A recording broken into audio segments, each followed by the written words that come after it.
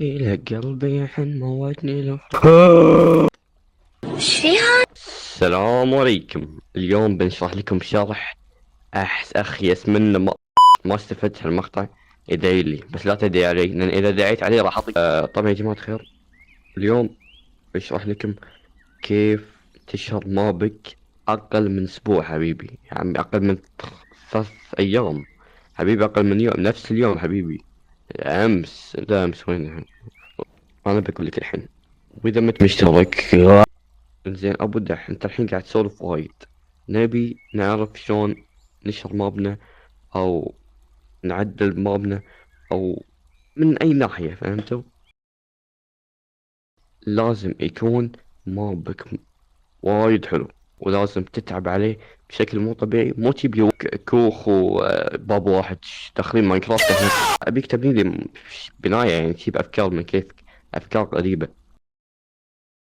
اوكي ابدا خلص من هذه. ابي الخطوة الثانية شو اسوي؟ ان تعدل ادارتك، تجيب ناس مية. لازم اول شي تعدل ادارتك، تكون الادارة مرة عندك بشكل مو طبيعي، تعاملها.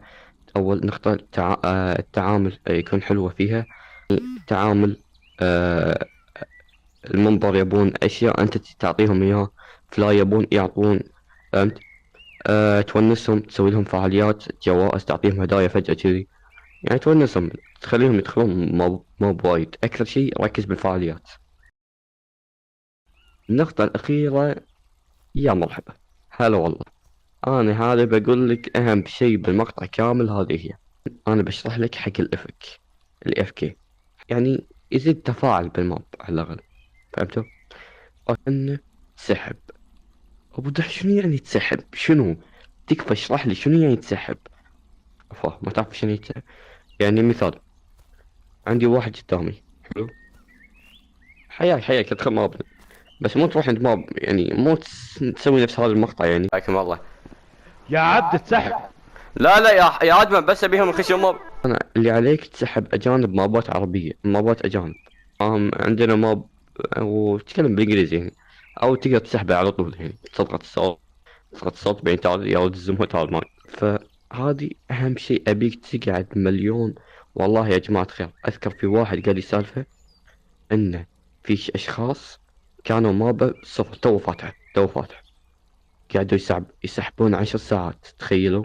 والله العظيم إن مر خلال هاليوم وصل 1000 لايك ومشاهدات، ما أذكر مشاهدات بس بآلاف مشاهدات. حلو. فيا أخوان، تسحيب أكثر شيء، دخل أجانب أو حاول تدخل عرب، حاول. إذا بتدخل عرب ارسل حق اللي عندك، احرق حق اللي عندك حبيبي، خلهم يدخلون.